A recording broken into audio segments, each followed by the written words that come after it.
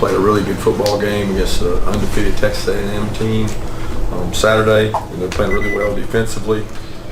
Will's got them playing hard, and they play really sound football defensively, and they're young offensively. They've got a good athletes. They're bringing their 2 wide receivers back, who are both really threats, deep threats and good receivers. And those guys have not really been completely healthy the whole year. And Deebo Samuel is one of the best wide receivers in our conference, being healthy. So we're looking forward to the challenges of playing those guys in a extremely tough environment, which I've been in before, and I know a lot of the kids here on our team have been in. They've got a great environment over there, especially when they play at night. So we're looking forward to that opportunity.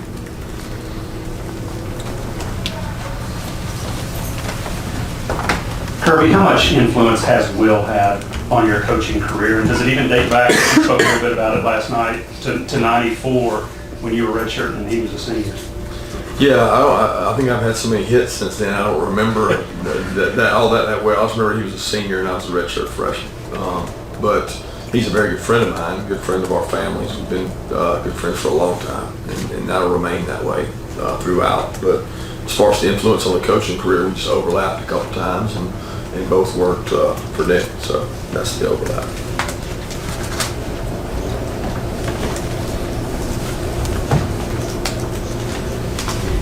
Coach, obviously Nick was able to go for one play. Is that an indication that he'll be off full go this week since he was able to play in this last one? Yeah, we feel good about him going into this week. We're not holding him back in any kind of way. He was clear to go for that game, and it's more of a deal of was he better at the time than those other backs? Was he completely healthy? Was he able to run at full speed? He didn't practice the whole week, so it made it a lot harder for him to go in and get reps. But this week he's clear to go. We'll see where he's at and make sure he builds his reps as the week goes and is ready to go for the game. Raise your hand, questions? Kirby, after the game, you spoke about Tony Michelle and how you ached for him and how hard he works. Just kind of curious, what has he meant to you as far as this transition and really going all off season, not knowing what Nick was going to be able to do? Well, he's a passionate, fiery leader, which is what we, as coaching staff and organization, we've been craving for guys that are willing to speak and show their emotion. And he's one of the few guys that's done that. He's taken on that leadership role where we've got some leaders on the team that aren't as vocal as others. They kind of lead by example. He's been willing to speak up, and I think that helps when you've got a guy that's willing to do that. And that's why I see it in his play. He fights so hard and he wants to play well, wants to do well for Georgia, that you ache for people like that. If it doesn't end results, not good for them. Kirby, did you speak to Rico or the team about the nature of that penalty, and what are your thoughts about that rule in general? Well, it's a rule. It's probably a good rule. I mean, for college football, because you're trying to teach young men about discipline and doing things the right way, and it's about a team atmosphere, and that's what we all want. Specifically, I talked to the team right after the game about it, but it wasn't a rant and rave by any means. It was just a very honest and blunt truthfulness, and that's the way they need to hear it. That's the way it has to go from there. Kirby, kick coverage has been a bit of a struggle. How can you practice that, and what is, since you look analyzing the film, what have been the main breakdowns? Well, kick coverage starts with a kick. All right, so there's kick placement, there's height, there's depth of kicks, ability to drive balls. I think our biggest problem so far has been kick placement, meaning the ball hasn't been kicked where we wanted it kicked. Sometimes it has hang, sometimes it doesn't have hang, sometimes it's not where it's supposed to be, and you design a coverage a certain way, you expect the ball to be kicked there. That's the number one thing we got to improve. Then, on top of that, is coverage, but your coverage gets exposed sometimes by where the ball is. We put the best guys we can on there, and the best way to work on it is to practice it. We go out there, and every Monday, Wednesday, Thursday, we practice it, and we're going to continue to do that. We're going to continue to change things up and find people to cover kicks and find the best guys available that we can on our roster. That's speed, toughness, decision making. A lot goes into kick coverage, instincts. We've got some freshmen that I have been dying to help us on kick coverage, but it's not instinctive for them because they didn't do it in high school, so they're having to learn their way through it. But we've definitely got to improve in that area. I mean, it's a thrill a minute. every time that we do it, and we harp on it. We sit in this room each day and we harp on it, and we've got to improve it. Now you've got to have alternative kicks in order to protect you too. So now you're practicing this kind of kick, that kind of kick. You got to have all kinds of kicks when you can't kick it out of the end zone at a 30 or 40% rate. So you've got to continue to improve in that area, and we'll continue to do that. And the kicking competition is wide open, in my opinion, especially the kickoffs.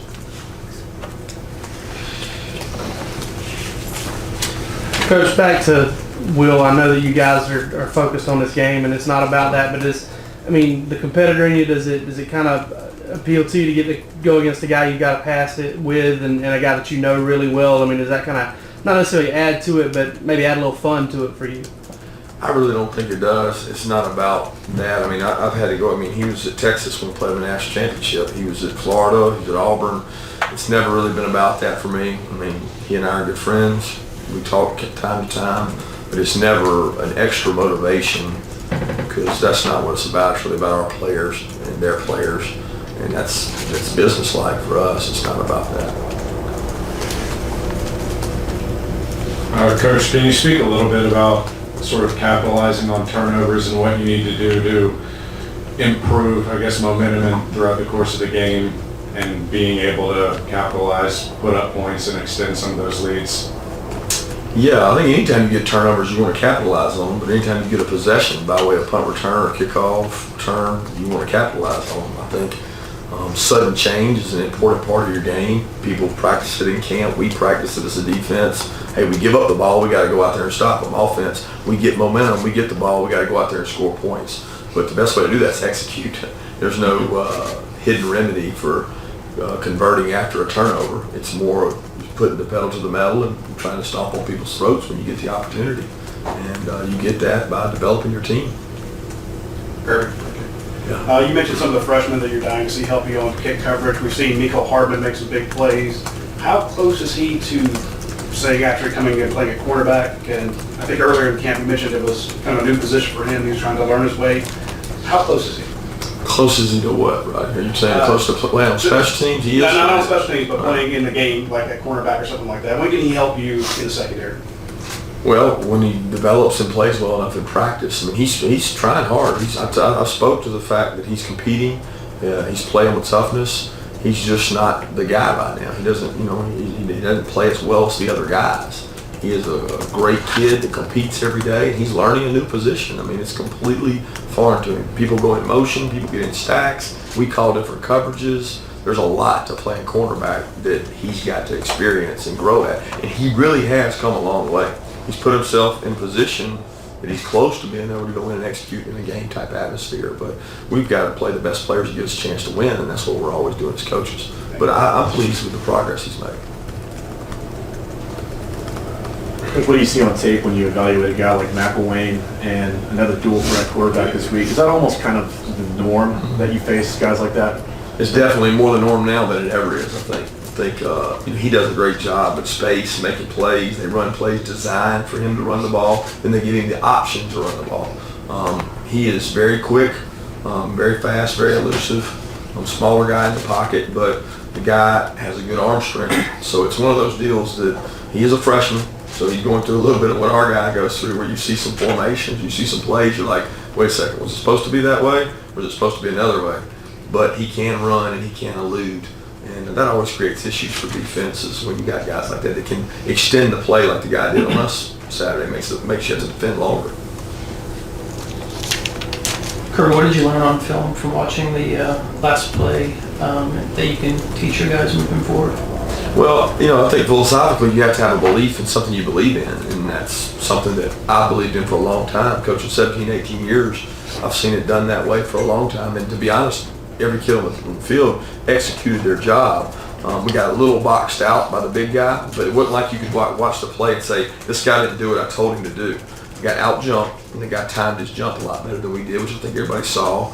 And Dom, Quincy were in position. He jumped up. The guy got the ball at the highest point, and Zoe kind of got a surge back on him. He ended up behind it. Instead of coming forward into the jump, he ended up behind it, and he kind of got pushed back by everything. But at the end of the day, their guy timed the jump almost perfect and got the ball at the highest point. We've got guys right at that same point, and we can't get the ball out. But again, it's not philosophically that I feel like it's the wrong thing. It's executing it and maybe practicing it more and finding some other ways to play it.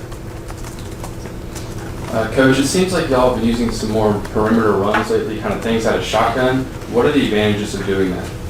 Well, I think it's easier on Jacob. It gives Jacob the ability to see the whole defense. He can throw the ball from the shotgun. He's comfortable in the shotgun, but it's not like we sat there and said we need to be in the gun more often. For him, we've got to be able to run the ball both ways. You know, and everybody talks about the perimeter runs, but we tried some perimeter runs Saturday that didn't work too. Some tosses and things trying to get outside. So it's really what the defense is willing to give you. You got to find what works, and you got to keep getting better. And we got to block and tackle better. That's the bottom line.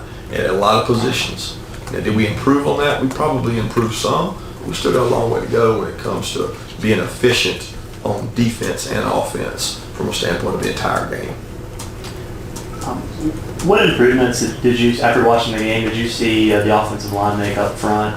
Did they get a better push, or were guys just simply able to find holes that were being created better this time around? I wouldn't say it's any of that. I think it was more of we were opened up a little bit more. So when you open up the edges, it makes people looser. When people are looser, you have an opportunity to bounce things. There's more holes for runners. But it also opens up the edges for pressures, and it also puts people at risk for pass protection. So you got to be willing to put yourself at risk to pass the ball and get guys pass proing more often without help. You don't have edges, you don't have tight ends, you don't have everybody in the box. So if you can't be as physical as you want to be, then sometimes you have to loosen up. And I think that helped from that perspective. Again, it's every week there may be a different game plan. It's going to depend on what gives us the best chance to be successful against that defense. Kirby, it seems like Jim has really, I don't know, changed the offense is right, but it's become more complex. Considering some of the variables there with the younger guys, how complicated has that been for them to absorb that over time? I think it's a challenge, but I mean, we're going through the same thing defensively. You know, we got those young D linemen, got a couple young linebackers. We don't have a lot of young guys playing in the secondary, but I think anytime you're going through those changes, and it really doesn't matter. It's not a change for the defensive linemen they're playing because they're new. So they didn't know anything coming in.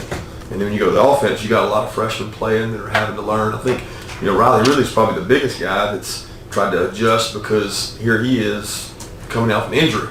We lost him mentally for a week where he was out with the hand injury, and for him to get back, get going, learn the things we got to do each week, it's important. But those guys offensively do a good job of teaching our players the game plan and making sure each guy can execute the game plan. Otherwise, you wouldn't have Nada out there, you wouldn't have Brian Harriet out there, you wouldn't have Jacob out there, and Ridley. There's some young players that have been able to help us. And we've got to continue to do that because we have to get the guys who can make plays on the field.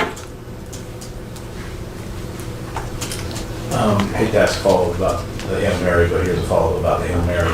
The pass rush, only rushing 3. Where philosophically, what's the background on the decision-making there? Yeah, when I answered the remarks, same thing. Philosophically, you have to make a decision in the off-season and the preseason how you're going to rush that.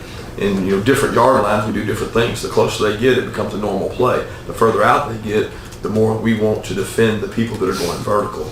That's the decision there, and there's some different things we can do game-wise. But if you're going to play the way we play with putting our best jumper and our biggest guy down there to defend the pass, that's what you're forced to do. That's not what everybody does. That's not what we'll always do. But philosophically, that's what we felt like. We discussed it coming out of the timeout, and we wanted to go with what we practiced. And that's what we practice. That's what we practiced in camp. That's what we walk through. That's what we do every Thursday. And we just simply went with our philosophy. And we believed and trusted in that. It's not to say it'll be the same all the time, by all means. Kirby, you said after the game there was a lot of lack of discipline. So what are you guys as a staff looking to do to improve in that area? Well, when I said after the game, I wouldn't say there's a lot of lack of discipline because I actually mentioned there was 95% of the guys on the team that do what they're supposed to do. I said lack of discipline gets you beat, and that's a key. To improve discipline, you make guys do what they're supposed to do. They go to class on time. They go to meals on time. They show up to meetings on time. They get behind the line when the coach says get behind the line. They obey everything the coach demands because when you don't do the little things right, then the big things show up. So it's really important to me that everybody on the team does the little things right. And that's the 5% that I'm talking about. Is it David Marshall, is it going to be able to come back? And I guess I'll ask the Ledbetter question this week. I'm taking turns. Yeah, I'll ask that this week. David is expected to be back. It's a deal that he's going to probably be non-contact today, but he's going to be able to go out and practice and run and move around and do some more stuff, which is really helpful to us. I mean, the guy's really playing well and helping our team in an area of need. So I'm hoping he is, and know that better won't be back. Kirby, what did you make of the secondary's play overall on Saturday, and did you feel like there was an improvement in the pass coverage? Well, I think we competed harder. There's some times people maybe got behind us that Dobbs didn't find them, and there's some times that we covered them better. I'll say this, they got good wideouts, but again, our focus is on South Carolina, who's got 2 really good wideouts coming back, and we got to focus on us getting better. That includes tackling and covering. We talk a lot about sort of the execution of the players and how they do on a week-by-week basis in terms of improvement. How would you analyze sort of your job and the coaching staff's job through 5 weeks now? What can you improve on? What do you think that y'all have done well and so forth? Well, I don't think you look at it from an aspect of what you've done well. You look at it at what you can do better, and I think we can always put our players in better positions to be successful. I think a big part of coaching is the decisions you make on Monday, Tuesday, Wednesday night affect Saturday. So the decisions you make and the decisions we've made, you've got to put our players in a chance to be successful. And that's situationally 3rd down. That's situationally 2 minutes. That's kicking game. All that stuff goes into it. And I think we can improve in every area as coaches. And that's what we're trying to do, to find different ideas that create problems for the other team without creating problems for ourselves. Using our best players in the kicking game. It's very important to me. I would rather have a guy out there in those kicking situations. It's the best player we can put out there and make him condition more so he can play on offense and defense. Because we've got to use the best players we got in all situations. But to be honest with you, that's constantly under evaluation. Because if there's a better way, my vote's to find it.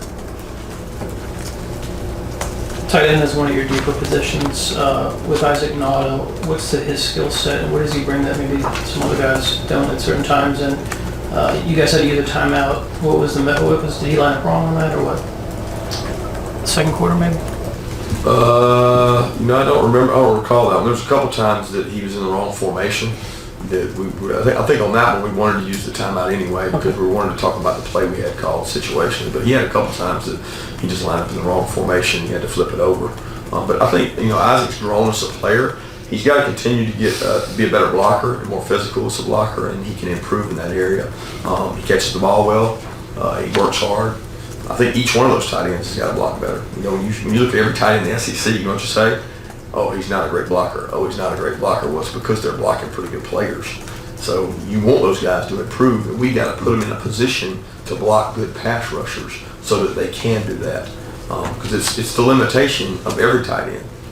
So Chubb is a physical guy that gets after blocking. Jackson tries to do the same thing, and Charlie's a guy that's improving in that area. So it's a position we got 4 guys that are pretty dependable at, but at the same time, they've got to block and get movement if we're going to put them in the game and be able to run the ball. Kirby, Claude said this kicks off at 7:39. I think last week was 3:39, and Oxford was 12:01. I know you don't have a say in what time these things kick, but a lot of you guys are so structured and routine-oriented. If you had your way, what time would you like a game to kick off? It really doesn't matter. I mean, as long as both teams got to play at the same time, what does it matter? I really don't. Doesn't affect us. I do like routine, where you have the Friday, Saturday routine the same, and that's changed a lot. But it is what it is. I mean, it's what helps give our conference money. It helps make us one of the wealthiest conferences because of the TV. So you can't have it on one end and not on the other. Fans tend to linger on dramatic last-second heartbreak type games like that. In your experience, does that affect the players' ability to refocus, to move on?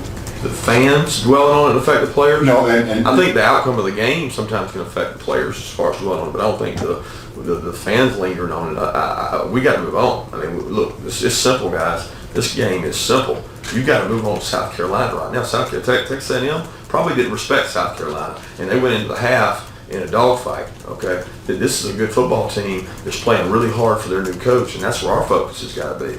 That's where my focus is, and I certainly think that's where our players' focus is, because we've said since camp there's a 24-hour rule. And you guys can linger on it as long as you need to, but we're gone. We got to go. we got to move on. Last question.